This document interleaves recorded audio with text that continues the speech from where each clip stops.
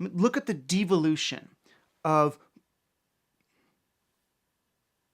the way we represent ourselves online has devolved from the quirky, personalized HTML web page, homepage of the 90s, to the somewhat modular but still strange presence of a MySpace page, to the completely formatted and market-friendly presence of a Facebook page. What we've done is moved from personal, human, open-ended self-expression to completely market and computer-friendly, regimented and conformist expression. And that's because we've turned the net from a venue for self-expression to a way to render ourselves up onto the market. As a result, the internet does not foster humanity. The internet is about human beings conforming to the needs of technology as understood by the market, rather than human beings getting technology to extend and express what it means to be a human being. And that's why the net has moved from being part of the human potential movement to part of the really anti-human movement. The web, the kind of content on the web is free, and that's largely advertising supported. And I think certainly, again, some people have spoken to this, you can't underplay the significance of Google and AdWords and in terms of driving advertising money to the web. So if I could, just to phrase that in terms of a question, do you think, how do you think, or do you think that Google helped to create the quote free web as we right?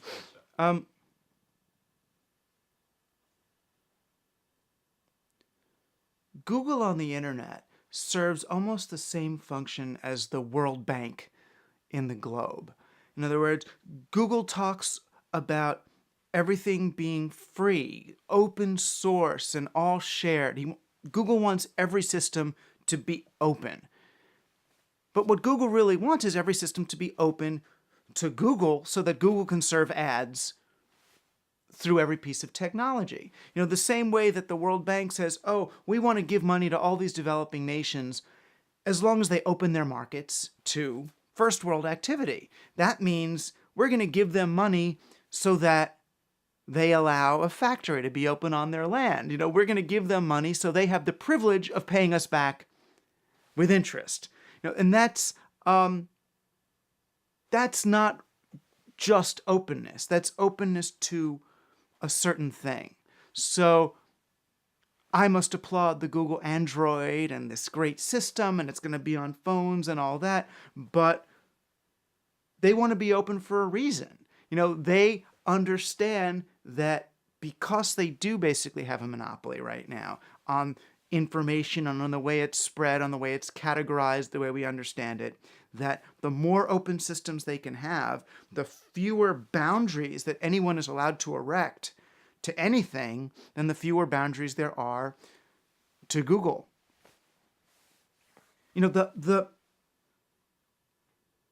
There's a myth online that what we're doing is free.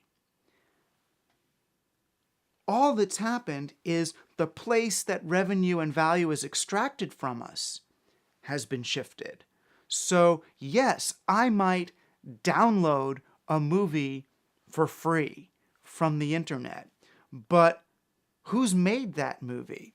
Someone who's bought a Macintosh and a Sony camera, made their movie and edited it on Final Cut that they paid for and uploaded it with their, Time Warner, AT&T broadband and stuck it on YouTube, which is a Google-owned server. They've paid 9 corporations for the privilege of making and uploading a movie that they would have simply paid for before to download and watch the movie.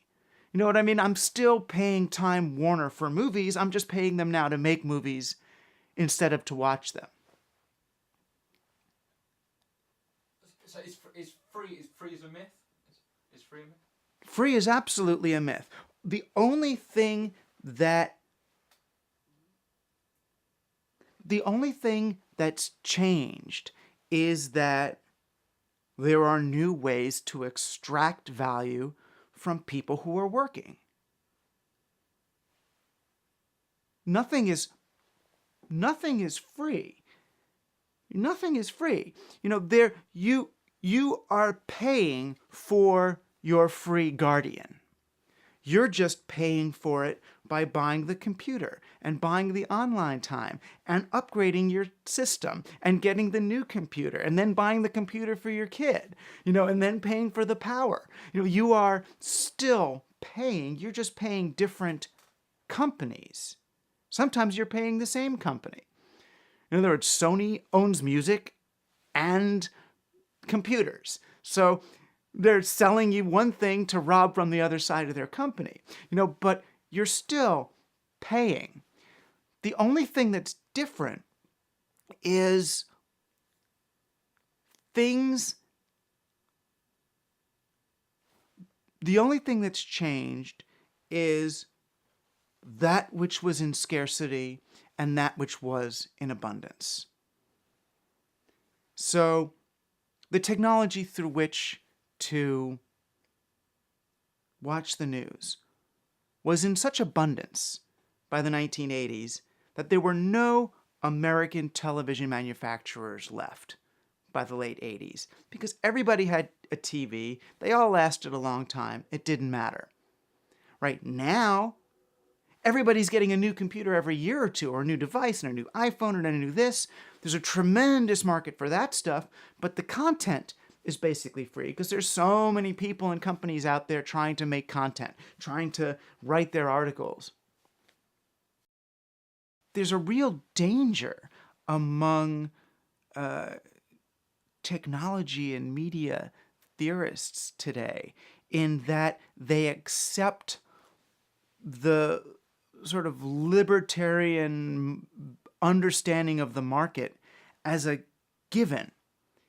In reality, that they just assume that that's the way things work. They haven't looked at the history of money.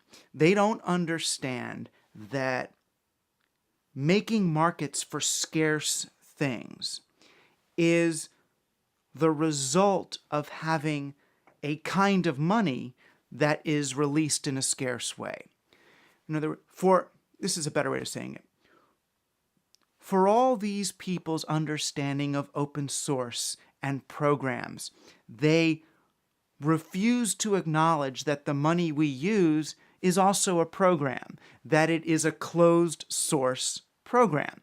It's as if you woke up one day and all the computers had Microsoft Windows on it. You wouldn't know that there's any other operating system.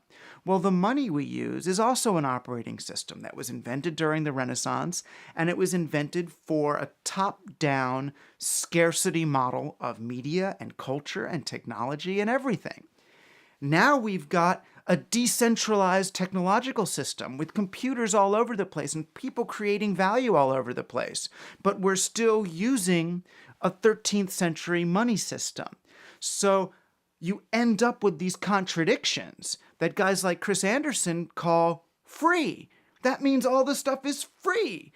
No, it doesn't mean it's free. It means we need to now develop an economic platform capable of dealing with a distributed, decentralized value creation economy. And that's not that I don't think that's too complex for a documentary. I mean, I think you know what I mean? I think that's it's not a crazy point. No, I don't think it is at all. I mean, that's the fundamental flaw with the free. All right. Things are free and things are devalued now. I can't get paid to write because there's so much writing out there. But this is a temporary stage. This is not a function of technology, but a function of economics. The crash that we're going through now, this this upset in central banking is largely a result of the ability of people all throughout the periphery to create value without capital. That's a really strange thing. In the old days, if you wanted to create value, you needed to go to the bank, borrow money, set up your factory, and do this thing. Now you can create value without going to the bank, without getting that central capital up front. That's what's created the confusion. That's what's upset the banks. There's no longer a market for their product, which is cash. So what do? Well, there's big wobble until that's figured out. And that's why we have this problem of the free. And this is not forever. In other words, journalism sucks now. Music sucks now. Media sucks now because everyone can kind of make this stuff. The only reason everyone can make this stuff is because there's way too many outlets.